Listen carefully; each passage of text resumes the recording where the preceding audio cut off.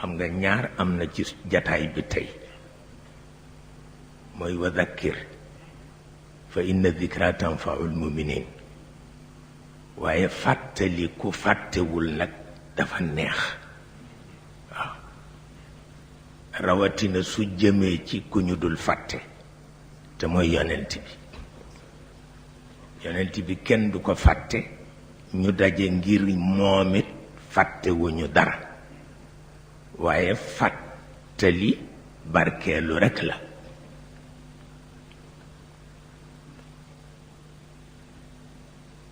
mu mel na li ñu ci jublu du li ñuy tudde gàmmu ci aada li ñu ci jublu mooy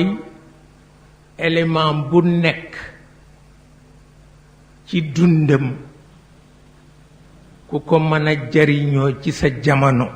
nga jariñoo ko ci sa jamono waaw